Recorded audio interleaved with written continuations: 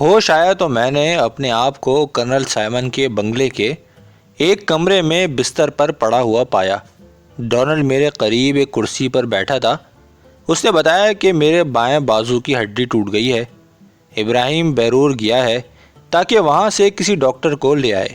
اب میں نے دیکھا کہ میرے بازو پر پٹی بندھی ہے، گردن، گھٹنے اور انگلیوں پر بھی گہری خراشیں آئی ہیں۔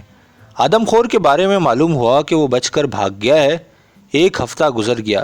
اس دوران میں بیرور سے 2 مرتبہ ایک نوجوان ناتجربہ کار ڈاکٹر آیا اور میرے بازو اور زخموں کی دیکھ بھال کرتا رہا، مگر تکلیف روز بروز بڑھتی چلی گئی۔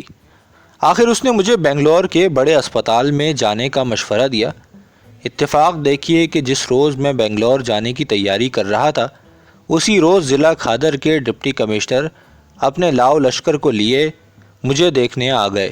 ولیم سائمن اور اس کے باپ کے مارے جانے کی خبریں ان تک پہنچ چکی تھیں، اور یہ مجھے بعد میں پتہ چلا کہ ڈپٹی کمشنر کی ان مرنے والوں سے رشتہ داری تھی۔ ڈپٹی کمشنر مسٹر نکولس کے ساتھ ریاست کے 2 اعلیٰ عہدیدار بھی آئے۔ ان کے بارے میں مجھے بتایا گیا کہ وہ دونوں تجربہ کار شکاری ہیں اور بہت سے آدم خوروں کو کیفر کردار تک پہنچا چکے ہیں۔ ایک کا نام درباری لال اور دوسرے کا نام سدھو سنگھ تھا۔ ان کے ساتھ 4-5 پیشہ ور شکاری اور بھی تھے۔ میں چونکہ ہندوستان میں عرصے تک رہا ہوں اور کئی مرتبہ ریاست کے امراء کے ساتھ شکار پر جانے کا اتفاق ہوا ہے، اس لیے ان لوگوں کی خوبیوں اور کمزوریوں سے بخوبی واقف ہوں۔ یہ لوگ شکار کی بجت سے بھی واقف نہیں، مگر ڈینگیں اتنی مارتے ہیں کہ خدا کی پناہ۔ معمولی گیدڑ پر فائر کر کے خوش ہوتے ہیں کہ شیر پر گولی چلائی ہے، اور درباری قسم کے لوگ انہیں باور کرا دیتے ہیں کہ سرکار کے نشانے کا جواب نہیں، شیر کی بھلا کیا مجال جو آپ کے ہاتھوں سے نکل جائے۔ غرض اسی طرح کی باتیں کر کے اپنے آقاؤں کو الو بناتے ہیں اور مال لپیٹتے ہیں۔ چنانچہ درباری لال اور سدھو سنگھ کی ایک جھلک دیکھنے کے بعد ہی مجھے اندازہ ہو گیا کہ یہ حضرات کتنے پانی میں ہیں، بلکہ میرے ذہن میں یہ خدشہ سر اٹھانے لگا کہ آدم خور کہیں ان کو ہی نہ ہڑپ کر جائے۔ درباری لال کہنے لگا، صاحب آپ کو چوٹ لگ گئی ہے، ہسپتال چلے جائیے، آدم خور سے ہمارے مہاراجہ صاحب نمٹ لیں گے۔ مہاراجہ صاحب بھی آ رہے ہیں؟ میں نے حیرت سے پوچھا۔ جی ہاں، وہ ہمارے ساتھ ہی چلے تھے، مگر راستے میں زکام ہو گیا، اس لیے واپس چلے گئے۔ 1-2 روز بعد جب طبیعت ٹھیک ہو جائے گی تب آئیں گے۔ سدھو سنگھ نے ہاں میں ہاں ملائی تو میں مسکرا کر چپ ہو رہا۔ ان مہاراجہ صاحب کا میں بعض مصلحتوں کی بنا پر نام نہیں لوں گا۔ میں ان سے اچھی طرح واقف تھا، اور ایک مرتبہ ان کی حماقت کی وجہ سے میں موت کے منہ میں جاتے جاتے بچا تھا۔ واقعہ اگرچہ بہت دلچسپ اور طویل ہے، اس لیے بیان کیے بغیر چارہ نہیں، تاہم مختصر الفاظ میں لکھوں گا۔ اس کی مدد سے آپ ان والیان ریاست کے شکار کھیلنے کے قاعدوں اور اصولوں سے آگاہ ہو جائیں گے، اور معلوم ہوگا کہ یہ لوگ کیسی کیسی مضحکہ خیز حرکتیں کرتے ہیں۔ ان دنوں میں نے اس ریاست میں جنگل کٹوانے کا ٹھیکہ لے رکھا تھا۔ نہ جانے مہاراجہ کو میرے شکاری ہونے کا کیسے پتہ چلا۔ کاروبار وغیرہ کے سلسلے میں حتی الامکان میں کوشش کرتا ہوں کہ رائفل کا استعمال کم سے کم کروں اور شکار سے توجہ ہٹا کر اپنے کام کی طرف توجہ دوں۔ ویسے بھی اس ریاست میں میرے جاننے والے اکا دکا آدمی تھے، جنہیں میں نے سمجھا دیا تھا کہ وہ میرے شکاری ہونے کا انکشاف نہ کریں، ورنہ مہاراجہ ان کے درباریوں سے پیچھا چھڑانا مشکل ہو جائے گا۔ 1 ہفتہ بخیر و عافیت گزر گیا۔ جس جنگل میں کٹائی کا کام ہو رہا تھا، وہاں شیر، تیندوے، چیتے، سانبھر، چیتل اور ریچھ سبھی جانور ملتے ہیں، لیکن انہوں نے مزدوروں کے کام میں کبھی مداخلت نہ کی، بلکہ انہیں دیکھ کر گزر جاتے تھے۔ ایک روز دوپہر کے وقت جبکہ میں گھوڑے پر سوار جنگل میں نگرانی کے لیے جا رہا تھا، ریاست کے 2 سپاہی میرے پاس آئے اور انہوں نے بتایا کہ مہاراجہ نے یاد فرمایا ہے اور اسی وقت چلنا ہوگا۔ میں سمجھا شاید ٹھیکے وغیرہ کے معاملے میں پوچھ گچھ کر رہے ہوں گے، اس لیے چلا گیا۔ مہاراجہ اپنے محل میں آرام فرما رہے تھے، وہیں طلب فرما لیا۔ مجھے دیکھتے ہی کہنے لگے، مسٹر اینڈرسن، ہم نے سنا ہے کہ آپ بہت اچھے شکاری ہیں۔ یہ سن کر میرے پیروں تلے کی زمین نکل گئی، قضا سر پر کھیلنے لگی۔ میں نے دبی زبان سے شکاری ہونے کا اعتراف کیا، لیکن یہ بھی کہہ دیا کہ اب اس مشغلے سے طبیعت اکتا چکی ہے، قوا مزمحل ہو گئے ہیں، نشانہ صحیح نہیں لگ رہا ہے، ہاتھ پاؤں کانپتے ہیں، نگاہیں کمزور ہو گئی ہیں۔ اس لیے میدان چھوڑ چکا ہوں اور صرف کاروبار کی طرف دھیان دیتا ہوں۔ مہاراجہ یہ باتیں سن کر ہنس پڑے اور بیٹھنے کے لیے کرسی کی طرف اشارہ کیا۔ میں آپ کو تکلیف نہ دیتا مسٹر اینڈرسن، مگر معاملہ نازک ہے۔ برطانوی افواج کے انگریز کمانڈر ان چیف صاحب آ رہے ہیں اور میں نہیں چاہتا کہ وہ میری ریاست سے شیر کا شکار کیے بغیر واپس جائیں۔ میں نے اسی لیے آپ کو بلایا ہے کہ ایک تو آپ ان کے ہم قوم ہیں اور دوسرا یہ کہ شیر کے شکار کا نہایت وسیع تجربہ رکھتے ہیں۔ آپ کو ان کے ساتھ جانا ہوگا۔ میں آپ کو اس خدمت کے لیے معقول معاوضہ ادا کروں گا۔ مہاراج، آپ کی خدمت بجا لا کر مجھے خوشی ہوگی، لیکن میں پیشہ ور شکاری نہیں ہوں، اس لیے معاوضے کا کوئی سوال پیدا نہیں ہوتا۔ صرف اتنا کہوں گا کہ آپ کے یہاں شیر کا شکار جس انداز میں کیا جاتا ہے اسے میں شکار نہیں سمجھتا، بلکہ میرے نزدیک بیچارے جانور پر ظلم ہے۔ وہ کیسے؟ مہاراجہ مسیری سے اٹھ کر بیٹھ گئے اور حیرت سے میری طرف دیکھنے لگے۔ وہ یوں کہ شیر اکیلا ہوتا ہے اور اس کے مقابلے میں آپ پورا لاؤ لشکر لے جاتے ہیں، سینکڑوں لوگ ہانکا کرنے والے، بہت سے پیشہ ور شکاری اور مسلح فوجی سپاہی چاروں طرف سے ناکہ بندی کر کے اسے گھیر لیتے ہیں، اور جب وہ بے بس ہو جاتا ہے تو مچان پر بیٹھا ہوا کوئی ایک شخص فائر کر کے شیر کو ہلاک کر دیتا ہے اور شکاریوں میں اپنا نام لکھ لیتا ہے۔ بھلا بتائیے، کیا یہی شکار ہے؟ مہاراجہ نے قہقہہ لگایا۔ آپ بڑے دلچسپ آدمی ہیں۔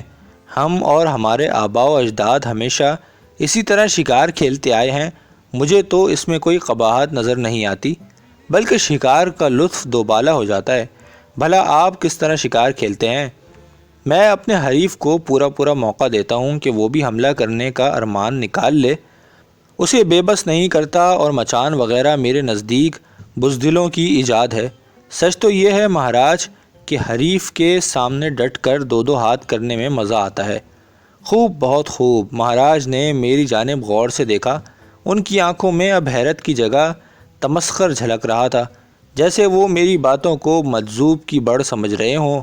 آپ نے اب تک کتنے شیر مارے ہیں مسٹر اینڈرسن؟ صحیح تعداد تو یاد نہیں، میں نے بے پرواہی سے کہا۔ کوئی 100 سوا 100 مارے ہوں گے، اور یہ سبھی آدم خور تھے۔ میں انہی شیروں کا دشمن ہوں جو آدمیوں کے دشمن ہیں۔ بے گناہ شیروں پر میرا ہاتھ نہیں اٹھتا۔ کمال ہے بھائی، کمال ہے۔ مہاراجہ کے منہ سے دوبارہ یہ جملہ نکلا۔ پھر چند لمحے سوچنے کے بعد وہ بولے، آپ کا کہنا ٹھیک ہے مسٹر اینڈرسن، ہم لوگ واقعی شکار نہیں کھیلتے، شکار کے فن کا مذاق اڑاتے ہیں۔ مجھے آپ سے مل کر بہت خوشی ہوئی۔ کیا یہ ممکن ہے کہ آپ مستقل طور پر میری ریاست میں قیام کریں؟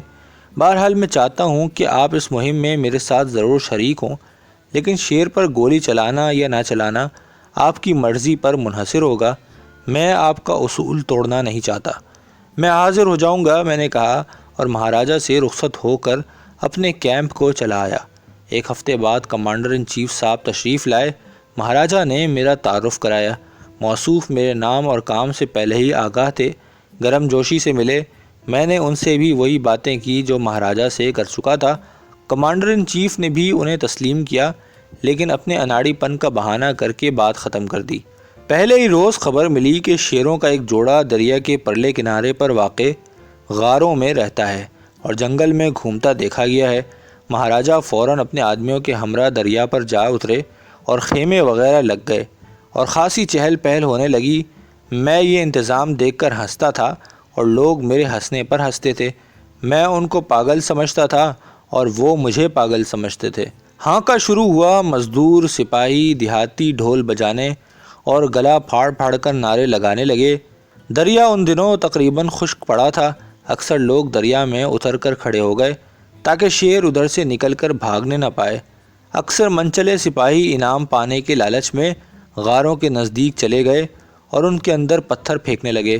مہاراجہ اور کمانڈر ان چیف صاحب علیحدہ علیحدہ درختوں پر بندھے ہوئے مچانوں پر بیٹھے تھے اور میں دریا کے کنارے ایک درخت کے تنے کے ساتھ لگا کھڑا تھا۔ دفعتاً ایک ہولناک گرج کے ساتھ شیر اور شیرنی غار میں سے برآمد ہوئے اور ہانکا کرنے والوں میں بھگدڑ سی مچ گئی۔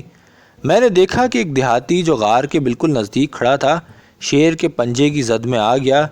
ایک ہی ہاتھ میں اس نے دیہاتی کو خون میں نہلا کر زمین پر لٹا دیا اور آدمیوں کا حلقہ چیر کر شیر اور شیرنی آنن فانن نظروں سے غائب ہو گئے، البتہ ان کے دھاڑنے کی آوازیں دیر تک جنگل میں گونجتی رہی۔ جس شخص کو شیر نے زخمی کیا تھا، چند منٹ بعد طبی امداد بہم پہنچے بغیر اس نے دم توڑ دیا۔ کمانڈر ان چیف اس حادثے سے سخت بے مزہ ہوئے، لیکن مہاراجہ کی نظروں میں ان کی رعایا کے ایک معمولی دیہاتی کی جان کی کوئی قیمت نہ تھی۔ انہوں نے دوبارہ ہانکا کرنے کا حکم دیا۔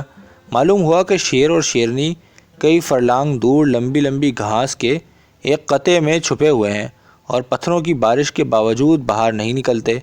مہاراجہ نے مجھے کمانڈر ان چیف کے ساتھ جیپ میں روانہ کیا اور خود دوسری جیپ میں بیٹھے۔ گھاس کے وسیع اور عریض قطعے کے ایک جانب چند درخت تھے۔ جلدی سے ایک پر کمانڈر ان چیف کو چڑھا دیا گیا اور دوسرے پر مہاراجہ کو۔ یہ دونوں درخت آمنے سامنے تھے۔ میں مہاراجہ کی ہدایت کے مطابق کمانڈر ان چیف کی حفاظت کے لیے درخت کے نیچے کھڑا ہو گیا۔ ہانکا شروع ہوا۔ شیرنی تو چھلانگ لگا کر ایک طرف گرجتی غراتی ہوئی نکل گئی، لیکن شیر بدحواس ہو چکا تھا۔ وہ سیدھا اس درخت کی طرف بڑھا جس پر کمانڈر ان چیف صاحب بیٹھے تھے، اور تنے کے ساتھ میں لگا کھڑا تھا۔ اصولاً کمانڈر ان چیف کو شیر پر گولی چلانی چاہیے تھی، لیکن مہاراجہ نے معزز مہمان کو موقع دیے بغیر اندھا دھند فائرنگ شروع کر دی۔ وہ شوق سے ایسا کرتے، لیکن انہیں یہ بھی یاد نہ رہا کہ میں اس درخت کے نیچے موجود ہوں۔ دو گولیاں سائیں سائیں کرتی ہوئیں میرے دائیں بائیں سے نکل گئیں۔ تب پتہ چلا کہ مہاراجہ کا نشانہ شیر کے بجائے میں خود ہوں۔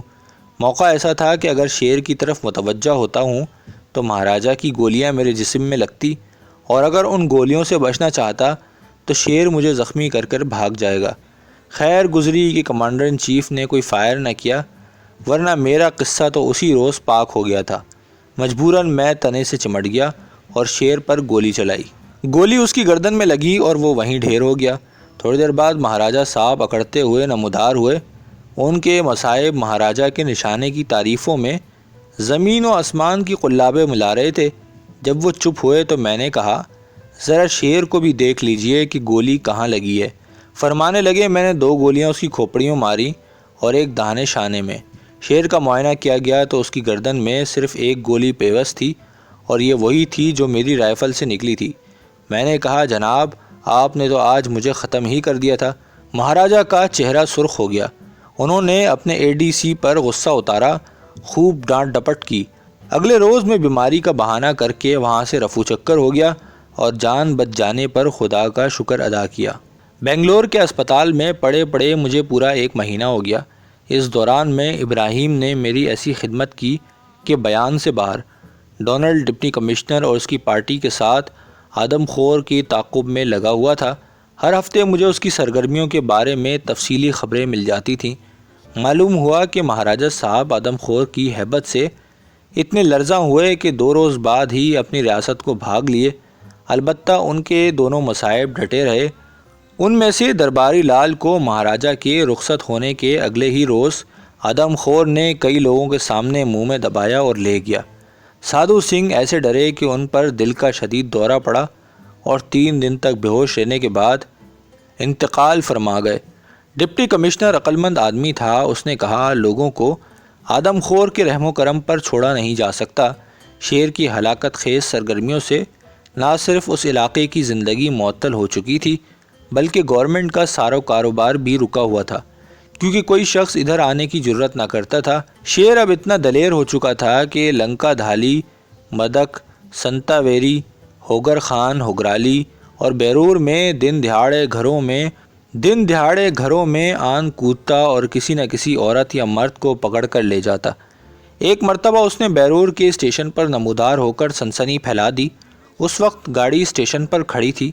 شیر کو دیکھ کر مسافروں نے جلدی جلدی دروازے بند کر دیے، اور بعض لوگوں نے اسے ڈرانے کے لیے برتن بھانڈے کھڑکھڑائے اور پتھر بھی مارے، مگر شیر نے پرواہ نہ کی۔ بھاگتے ہوئے قلیوں میں سے چند ایک کو زخمی کیا اور پھر ایک کو چوہے کی طرح منہ میں دبا کر جنگل کی طرف نکل گیا۔ اس زمانے کے اخباروں میں اس کے بارے میں ایک آدھ خبر ضرور چھپتی تھی۔ اخبار ہی کے ذریعے ایک روز پتہ چلا کہ انگریزی فوج کا ایک دستہ آدم خور کا صفایا کرنے کے لیے بھیجا گیا ہے۔ اس کے بعد متضاد خبریں شروع ہو گئیں۔ کبھی معلوم ہوتا کہ آدم خور مارا گیا، کبھی پتہ چلتا نہیں مرا۔ میرا خیال تھا کہ اسے مارنا فوجیوں کے بس کی بات نہ تھی، یہ لوگ تو میدان جنگ میں مورچوں کے اندر بیٹھ کر لڑ سکتے ہیں، ایک گھنے جنگل میں 50-60 مربع میل کے اندر آدم خور کو تلاش کر کے ٹھکانے لگانا آسان نہیں۔ ابراہیم کے خیالات بھی اسی قسم کے تھے۔ وہ بار بار نہایت بے قراری سے میرے تندرست ہونے کی دعائیں مانگتا، اور خود میری طبیعت بھی اسپتال میں پڑے پڑے بیزار ہو چکی تھی۔ میں چاہتا تھا کہ جتنی جلد ہو سکے اس قید خانے سے نکلوں اور آدم خور کو جہنم رسید کروں، مگر ڈاکٹروں کے سامنے کوئی پیش نہ جاتی تھی۔ ان کا کہنا تھا کہ ہڈی ابھی اچھی طرح نہیں جڑی، اور اگر احتیاط نہ کی تو یہ ساری عمر تکلیف دے گی۔ 1 مہینہ 7 دن بعد مجھے اسپتال سے رخصت ہونے کی اجازت ملی۔ اب میرا بازو ٹھیک ٹھاک تھا اور اچھی طرح حرکت کر سکتا تھا، چنانچہ میں نے ہوگرالی جانے کی تیاریاں شروع کر دیں۔ مگر اسی شام ڈونلڈ اپنی ماں کو لے کر اسپتال میں آ گیا۔ میری بیوی اس زمانے میں ممبئی میں تھی اور اسے اس حادثے کا علم نہیں ہوا تھا۔ میں سمجھ گیا کہ ڈونلڈ نے اسے خبر پہنچا دی ہے اور اب وہ مجھے ہوگرالی کسی بھی قیمت میں نہیں جانے دے گی۔ میں نے ابراہیم کو اسی اسپتال کے ایک ڈاکٹر کے پاس عارضی طور پر ملازم رکھوا دیا اور بیوی اور ڈونلڈ کے ساتھ بمبئی چلا گیا۔ میرا خیال تھا کہ 5-7 دن وہاں رہ کر کسی بہانے چلا آؤں گا، لیکن ممبئی جاتے ہی بعض نجی کاموں میں ایسا الجھا کہ 3 مہینے گزر گئے۔ اس دوران میں آدم خور کے بارے میں خبر پڑی کہ وہ مارا گیا ہے۔ یہ سن کر میں نے اطمینان کا سانس لیا اور ہوگرالی جانے کا ارادہ ترک کر دیا۔ انہی دنوں کاروبار کے سلسلے میں پونا حیدرآباد جانا پڑا اور آہستہ آہستہ آدم خور میرے ذہن سے نکل گیا۔ 2 مہینے کے بعد میں ممبئی پہنچ گیا تو ایک روز اچانک شام کی ڈاک میں ابراہیم کا خط ملا۔ اسے دیکھتے ہی تمام پرانی یادیں تازہ ہو گئیں۔ اس نے لکھا تھا کہ آدم خور ابھی تک نہیں مارا گیا، وہ کوئی اور شیر تھا جو اس کے دھوکے میں مارا گیا ہے۔ اس نے بڑی تباہی مچا رکھی ہے، بستیوں کی بستیاں اور گاؤں کے گاؤں اجاڑ دیے ہیں۔ ایسا معلوم ہوتا ہے کہ اس کا انتظام نہ کیا گیا تو ضلع کھادر میں ایک آدمی بھی زندہ نہیں بچے گا۔ میں نے اس خط کا ذکر نہ اپنی بیوی سے کیا اور نہ ہی ڈونلڈ سے۔ چپکے سے اپنا ضروری سامان باندھا اور رات کی گاڑی سے بنگلور روانہ ہو گیا۔ وہاں اسپتال میں ابراہیم سے ملاقات ہوئی۔ اس نے آدم خور کے بارے میں تمام تفصیلات سے آگاہ کیا۔ ہوگرالی جانے سے پہلے میں ڈپٹی کمشنر سے ملا۔ جنگل میں جانے اور آدم خور سے مقابلہ کرنے کا خصوصی اجازت نامہ حاصل کیا اور ابراہیم کو لے کر ہوگرالی پہنچا۔ وہاں آدمی تھا نہ آدم کی ذات، کھیتیاں ویران، چائے کے باغ سوکھے اجڑے ہوئے، جھوپڑیاں خالی، ہر طرف سناٹا، دہشت کی فضا چھائی ہوئی محسوس ہوتی تھی۔ بیرور پہنچا۔ اسٹیشن کے باہر سرکاری کارندے نے اونچی اونچی بلیاں بندھوا کر لوہے کے خاردار تار لگا رکھے تھے تاکہ آدم خور اندر نہ گھسنے پائے۔ ارد گرد کی آبادیوں اور بستیوں کے بے شمار افراد وہاں کیمپ لگائے پڑے تھے اور حکومت انہیں رسد مہیا کر رہی تھی۔ ان لوگوں کے ذہن میں یہ بات جم چکی تھی کہ آدم خور کے بھیس میں کوئی بلا ہے جسے ہلاک کرنا انسان کے بس کی بات نہیں، البتہ اسے جادو ٹونے کے ذریعے دور کیا جا سکتا ہے۔ چنانچہ یہ لوگ طرح طرح کی حرکتیں کرتے رہتے تھے۔ آدم خور کا تعاقب کرنے میں میرا دن کا چین اور راتوں کی نیند حرام ہو گئی۔ کھانے کا ہوش رہا نہ پہننے کا۔ ہر وقت یہی دھن تھی کہ کسی نہ کسی طرح اسے ختم کر دوں تاکہ لوگ سکھ کا سانس لے سکیں، مگر وہ واقعی چھلاوا بن چکا تھا۔ بارہا میرا اس کا آمنا سامنا ہوا، لیکن ہر بار وہ طرح دے کر نکل جاتا۔ اتنا میں جانتا تھا کہ وہ میری طاق میں ہے اور جب بھی اس کا بس چلا وہ میری ہڈیاں چبا جائے گا۔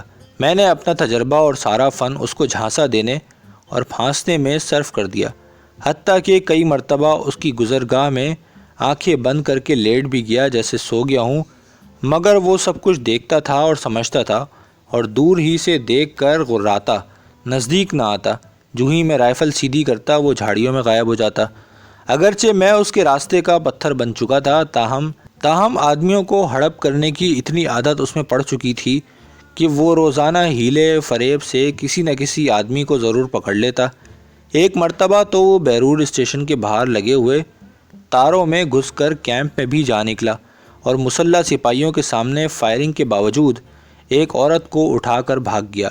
میں کہہ نہیں سکتا کہ اس موذی کے انتظار میں کتنی راتیں درختوں پر جاگ کر کاٹی، کتنے دن پہاڑی ٹیلوں، غاروں اور گھاٹیوں میں ٹھوکریں کھاتا پھرا۔ ابراہیم سائے کی طرح میرے ساتھ تھا، حالانکہ کئی مرتبہ وہ خود آدم خور کے ہتھے چڑھتے چڑھتے بچا۔ میں نے اسے سمجھانے بجھانے کی کوشش کی، مگر اس نے ایک نہ سنی۔ حقیقت میں وہ نہایت نڈر اور بہادر آدمی تھا۔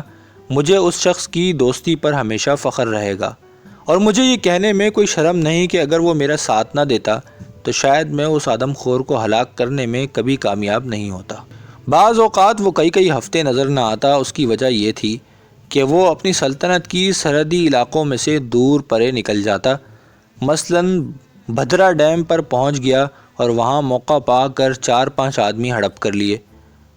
بابا بدان کے دشوار گزار پہاڑیوں میں نمودار ہوا اور جھونپڑیوں میں سوئے ہوئے مردوں یا عورتوں کو زخمی کیا اور ایک آدھ کو اٹھا کر لے بھاگا۔ اسی طرح لکھا والی، لال باغ، لنکا دھالی اور سنتاویری کے علاقوں میں گھومتا پھرتا۔ چونکہ ان علاقوں کے لوگ ابھی تک آزادانہ آمد و رفت رکھتے تھے، اس لیے آدم خور کو اپنا شکار حاصل کرنے کا موقع آسانی سے مل جاتا تھا۔ میری جمع شدہ معلومات کے مطابق آدم خور سال کے 10 مہینوں میں کم از کم 192 افراد کو ہڑپ کر چکا تھا، اور اس کی ہلاکت خیز اور خون ریز سرگرمیوں کا دائرہ وسیع ہو رہا تھا۔ وہ جس انداز سے لوگوں کو اپنے پیٹ کا ایندھن بنا رہا تھا، اس سے ظاہر ہوتا تھا کہ اگر یہی رفتار رہی تو ایک دن ایسا آئے گا کہ ان تمام علاقوں اور بستیوں میں نسل انسانی کا نام و نشان بھی باقی نہیں رہے گا۔ ہمارا قیام کرنل سائمن کے بنگلے میں تھا۔ اگرچہ یہاں رہتے ہوئے دہشت ہوتی تھی، کیونکہ بار بار بڈھے کی شکل نظروں کے سامنے گھومنے لگتی تھی، لیکن محض اس لیے کہ نارنگیوں کا باغ آدم خور کی عارضی پناہ گاہ بن چکا تھا، میں وہاں ٹھہرا ہوا تھا۔ لیکن جب میں اس کی تلاش میں نکلتا تو آوازیں تھم جاتیں۔ نہ معلوم اس کو کیسے پتہ چل جاتا کہ میں اس کی طاق میں ہوں۔ کئی مرتبہ دن کی روشنی میں وہ بنگلے کے قریب سے بھی گزرا، لیکن اس سے پہلے کہ میں اس کا تعاقب کروں یا رائفل سنبھالوں، وہ بھاگ جاتا۔ بارہا اس نے جنگل میں میرا پیچھا کیا، مگر وار کرنے میں کامیاب نہ ہوا۔ ایک روز میں کیمپ کا دورہ کر کے شام کو واپس آیا تو ابراہیم کے چہرے پر خوف کی ہلکی ہلکی پرچھائیاں ابھر آئیں۔ معلوم ہوا کہ آدم خور دن بھر بنگلے کے گرد چکر کاٹتا رہا ہے، اور 1-2 مرتبہ اس نے دروازہ توڑ کر اندر گھسنے کی کوشش بھی کی ہے۔ صاحب، میں نے اس پر 2-3 فائر کیے، مگر کوئی گولی اسے نہیں لگی۔ پھر وہ گرجتا ہوا غراتا ہوا بھاگ گیا۔ میں ڈر رہا تھا کہ کہیں وہ قریب ہی چھپا ہوا نہ ہو اور آپ پر اچانک حملہ کر دے۔ ایسا معلوم ہوتا ہے کہ اس ظالم کا آخری وقت آن پہنچا ہے۔ میں نے کہا، دراصل اب ہمیں اپنا طریقہ کار بدلنا پڑے گا۔ اسے بنگلے میں آنے کی عادت پڑ گئی ہے، کیوں نہ اس کی عادت کا فائدہ اٹھایا جائے۔ وہ کیسے؟ ابراہیم نے پوچھا۔ ذرا ہمت کرنی پڑے گی، اس میں خطرہ ہے، مگر تمہیں مجھ پر اعتماد کرنا چاہیے۔ میں ہر خدمت کے لیے حاضر ہوں۔ آدم خور کو ہلاک کرنے کے لیے آپ کو اگر میری جان کی بھی ضرورت پڑی تو انکار نہ کروں گا۔ میری جان مخلوق خدا کی بھلائی اور بہتری کے لیے کام آئے تو اس سے بڑھ کر خوش نصیبی اور کیا ہوگی۔ آپ اپنا منصوبہ بتائیے۔ منصوبہ صرف اتنا ہے کہ تم آج رات بنگلے کی باغ میں چرپائی بچھا کر لیٹ جاؤ۔ اپنے پاس بھری ہوئی رائفل ضرور رکھ لینا۔ میں قریبی درخت پر بیٹھوں گا، مجھے یقین ہے وہ ضرور آئے گا، اور میں اس پر گولی چلا کر مار ڈالوں گا۔ شکاری لوگ شیر کو پھنسانے کے لیے چارے کے طور پر بکری یا گائے بیل وغیرہ باندھتے ہیں، لیکن یہاں معاملہ برعکس ہے۔ اگر تم اس قربانی کے لیے تیار ہو۔ میں تیار ہوں، ابراہیم نے سینے پر ہاتھ رکھ کر کہا۔ سورج غروب ہونے کے فوراً بعد ہی میں رائفل لے کر درخت پر چڑھ گیا اور ابراہیم کو ہدایت دی کہ وہ اونچی آواز میں گانا گاتا رہے تاکہ آدم خور اس کی آواز پر آئے۔ درخت کے نیچے کچھ فاصلے پر اس نے اپنی چرپائی بچھا لی اور اونچی آواز میں گانے کے بجائے اپنی مقدس کتاب کی تلاوت شروع کر دی۔ رات آہستہ آہستہ بھیگنے لگی۔ جنگل کے سناٹے میں بے پناہ اضافہ ہو گیا۔ آدم خور کی ہیبت سے چرند پرند خاموش تھے، حتیٰ کہ مینڈکوں کا ٹرانا اور گیدڑوں کی چیخیں بھی تھم چکی تھی۔ ابراہیم دیر تک تلاوت کرتا رہا۔ اس کی آواز میں بے پناہ سوز اور درد تھا۔ میرے دل و دماغ پر اس کی آواز اور ان کلمات سے جو میری سمجھ سے بالا تر تھے ایک عجیب طرح کا لرزہ طاری ہو رہا تھا۔ درخت پر بیٹھے بیٹھے میرے اعصاب سن ہو گئے، لیکن حرکت کرتے ہوئے ڈرتا تھا کہ آدم خور خبردار ہو جائے گا۔ 1:30 بجا تھا کہ مشرقی افق پر روشنی پھوٹنے لگی۔ پھر چاند نے اپنا چمکتا ہوا سنہری چہرہ اوپر اٹھایا اور آہستہ آہستہ آسمان پر سفر کرنے لگا۔ چاندنی میں حد نظر تک پھیلا ہوا جنگل دل فریب اور مدہوش کن منظر پیش کر رہا تھا۔ مجھ پر غنودگی سی طاری ہونے لگی۔ جو پائپ پیے بغیر کسی طرح دور نہیں ہو سکتی تھی۔ لیکن میں اپنی جانب سے کوئی معمولی حرکت بھی ایسی نہیں کرنا چاہتا تھا جس سے آدم خور کو میری موجودگی کا شبہ ہو جائے۔ ممکن ہے جب میں ماچس جلاؤں تو وہ اس کا شعلہ دیکھ لے۔ یکلخت ٹھنڈی ہوا چلنے لگی اور اس نے غنودگی میں اضافہ کر دیا۔ آنکھیں بار بار بند ہو جاتی تھیں، لیکن میں قوت ارادی سے کام لے کر بیدار اور ہوشیار رہنا چاہتا تھا، کیونکہ میرے سامنے ایک شخص کی زندگی اور موت کا مسئلہ تھا، اور ذرا سی غفلت پر اگر آدم خور ابراہیم کو اٹھا کر لے جاتا تو میں اپنے آپ کو کبھی معاف نہیں کر سکتا تھا۔ دفعتاً ابراہیم چپ ہو گیا۔ اس کے خاموش ہو جانے سے مجھے جھٹکا سا لگا اور میں آنکھیں پھاڑ پھاڑ کر اس کی طرف دیکھنے لگا۔ وہ اپنی چارپائی پر سادھوؤں کی طرح آلتی پالتی مارے بیٹھا تھا۔ غالباً اس پر بھی نیند سوار ہو گئی تھی، لیکن چند لمحے بعد میں نے دیکھا کہ اس کی دونوں آنکھیں کھلی ہوئی ہیں اور وہ عین سامنے ٹکٹکی باندھ کر کچھ دیکھ رہا ہے۔ میں نے گردن گھمائی اور اس طرف نگاہیں دوڑائیں۔ درختوں اور گھاس کے سوا وہاں کچھ نہیں تھا۔ اب میں نے چاہا کہ ابراہیم کو آواز دے کر خبردار کروں اور پوچھوں کہ کیا معاملہ ہے۔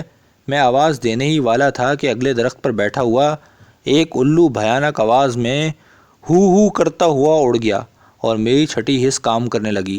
بجلی کی سی تیزی سے میں نے رائفل سنبھالی اور اس سے پیشتر کے گھاس میں دبکا ہوا آدم خور ابراہیم پر حملہ کرے میں نے یکے بعد دیگرے 2 فائر کیے۔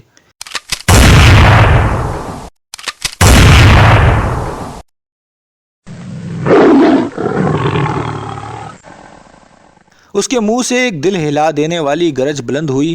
تھوڑی دیر تک وہ گھاس میں لوٹتا رہا، آخر کار ساکت ہو گیا۔